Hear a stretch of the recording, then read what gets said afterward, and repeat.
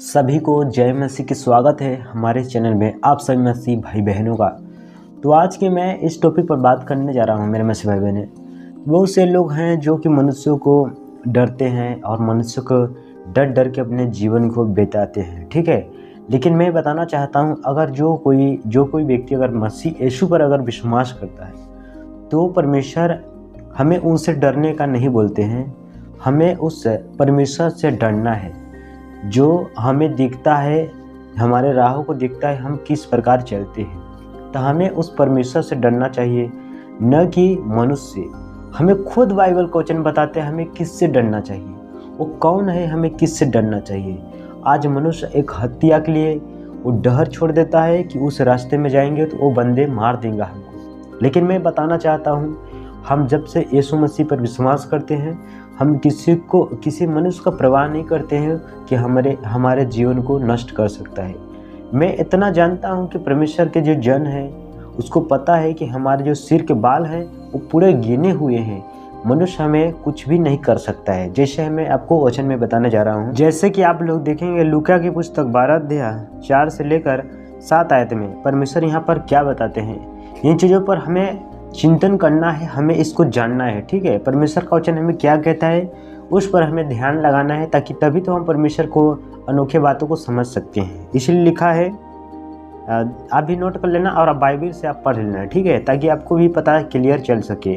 तो जैसे कि लूका 12 अध्याय 4 से 7 में लिखा है कि मैं तुमसे जो मेरे मित्र हो कहता हूँ कि जो शरीर को घात करते हैं परंतु उसके पीछे और कुछ नहीं कर सकते, उनसे मत डरो। हमारा परमेश्वर बताते हैं जो शरीर को घात करते हैं, मतलब जो मार देते हैं, मर्डर कर देते हैं, ठीक है। परमेश्वर बोलते हैं इससे आप मत डरो, ठीक है, क्योंकि परमेश्वर बोलते हैं इनसे मत डरो, ठीक। और आगे उसके कुछ भी नहीं कर सकते हैं। और लिखा है मैं तुम्हें चिताता हूँ कि तुम्हें किससे डरना चाहिए। घात करने के बाद जिसको नरक में डालने का अधिकार है उसी से डरो। हाँ, मैं तुमसे कहता हूँ उसी से डरो।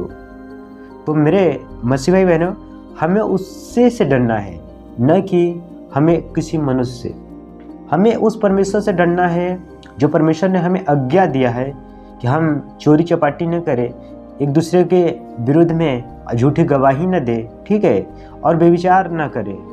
तो परमेश्वर की जो आज्ञा है, इन आज्ञा को हमें करने के लिए हमें ज़्यादा से ज़्यादा साहस करना चाहिए, न कि उस मनुष्य से जो हमें परमेश्वर के नाम के कारण हमें लोग सताते हैं, ठीक है। उससे हमें डरने का नहीं है, क्योंकि बाइबल हमें प्रबल करता है, हमें ताकत वाला बनाता है, ठीक है।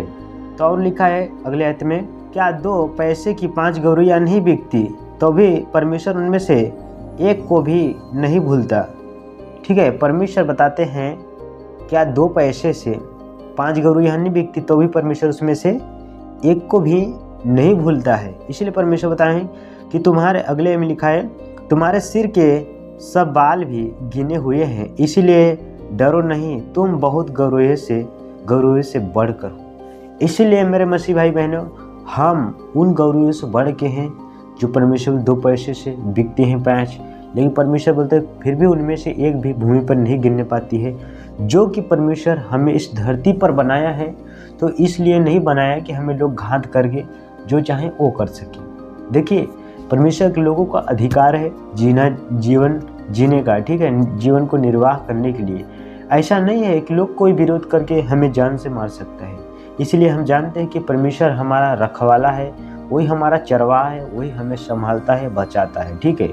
इसीलिए मेरे मसीह भाई बहनों, बहुत लोगों का डाउट इस चीज़ में था, तो मैं चाहा कि आपको डाउट को ख़त्म कर दूं कि बहुत लोग आज मसीह में आए हैं लेकिन डर डर के जीवन जी रहे हैं। लेकिन आप एक बात याद रख लेना कि आप गलत काम परमेश्वर को जान के आप मत करना, इनसे आप डरो और मनुष्य से आप मत डरो, क्योंकि परमेश्वर आपको हर वक्त देखता है, ठीक है।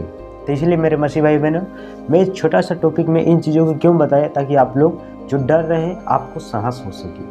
तब तक सभी से विदा चाहता हूँ। God bless you.